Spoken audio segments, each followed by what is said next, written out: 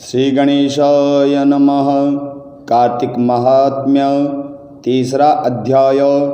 श्री कृष्ण भगवान के चरणों में शीश झुकाओ, श्रद्धा भाव से पूजो, हरि मन वांछित फल पाओ।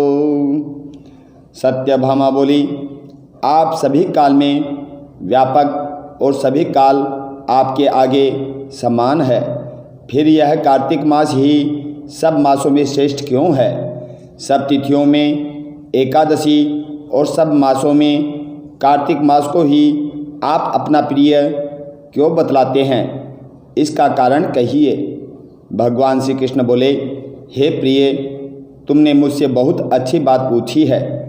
मैं तुमको इसका कारण बतलाता हूँ, ध्यान से सुनो। इसी प्रकार एक बार महाराज बैन के पुत्र राजा पृथु ने प्रश्न के उत्तर में देव ऋषि नारद से प्रश्न किया था और श्री नारद जी ने उसे कार्तिक मास की महिमा बतलाई थी। राजा पृथु के प्रश्न के उत्तर में देव ऋषि नारद ने कहा था, हे राजन, एक समय शंख नामक एक राक्षस बड़ा बलवान और अत्याचारी हो गया था। उसने अपने अत्याचारों से तीनों लोक को कंपायमान कर दिया था। उस शंखासुर ने स्वर्ग में रहने वाले देवताओं को जीतकर इंद्र आदि देवों व लोकपालों के अधिकार को छीन लिया। उससे डरकर सभी देवता सुमेरु पर्वत की गुफाओं में कुटुंबियों के साथ बहुत दिनों तक छिपे रहे थे। वे बाद में सुमेरु पर्वत की गुफाओं में निश्चित होकर रहने लगे।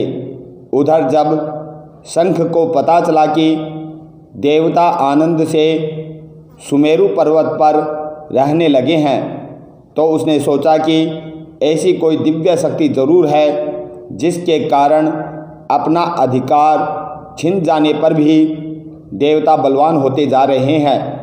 यह सोचते सोचते वह इस परिणाम पर पहुंचा कि वह सब वेद मंत्रों के बल से ही बलवान हो रहे हैं। अगर इनसे वेद छीन लिए जाएं तो ये अपने आप निर्बल हो जाएंगे। देव ऋषि नारद बोले, ऐसा सोचकर शंखासुर भगवान विष्णु को सोते हुए देखकर सत्यलोक में वेद चुराने के लिए पहुंचा। उसको आता देखकर भगवान विष्णु ने उसकी नियत जानकर उसके डर के कारण बीज मंत्रों के साथ समुद्र के जल में छिप गए। शंख भी वेद मंत्रों तथा बीज मंत्रों को ढूंढता हुआ समुद्र में प्रविष्ट हो गया, लेकिन न तो उसको वेद मंत्र मिले और न बीज मंत्र ही। जब शंख समुद्र से निराश होकर वापस लौटा तो उस समय श्री ब्रह्मा जी पूजा की सामग्री लेकर सब देवताओं के साथ भगवान विष्णु की शरण में पहुँचे और भगवान को गहरी नींद से जगाने के लिए गाने बजाने लगे और धूप गंध आदि से बार बार उनका पूजन करने लगे। धूप दीप नैवेद्य आदि अर्पण करने पर भगवान की निद्रा भंग हुई और वह देवताओं सहित श्री ब्रह्मा जी को अपनी पूजा करते देखकर बहुत प्रसन्न हुए और उनसे इस प्रकार कहने लगे, मैं आप लोगों के इस कीर्तन और मंगलाचरण से अतीव प्रसन्न हूँ। आप अपना अभिष्ट वर मांगिए, मैं अवश्य प्रदान करूँगा। जो मनुष्य आश्विन शुक्ल की एकादशी से देवोत्थानी एकादशी तक ब्रह्म मुहूर्त में उठकर मेरी अर्चना करेंगे, वह तुम्हारी तरह मेरे प्रसन्न होने के कारण सुख को प्राप्त करेंगे। यह तो पाद्य, अर्घ्य, आचमन और जल आदि सामग्री आप लोग मेरे लिए लाए हैं, वह अनंत गुणों वाली होकर आपका कल्याण करेगी। शंख जो वेद चुराकर ले गया है, वे सब के सब समुद्र में ही है।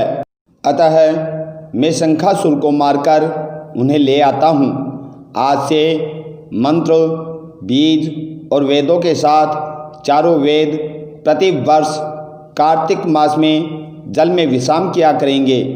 अब मैं मत्स्य का रूप धारण करके समुद्र में जाता हूँ और आप लोग भी ऋषि महर्षियों को साथ लेकर मेरे साथ चलें। जो कार्तिक मास में प्रथम प्रहर प्रातः काल स्नान करते हैं वे निश्चय ही अक्षय फल को पाते हैं। वह अज्ञात में अमृत स्नान का फल प्राप्त करते हैं।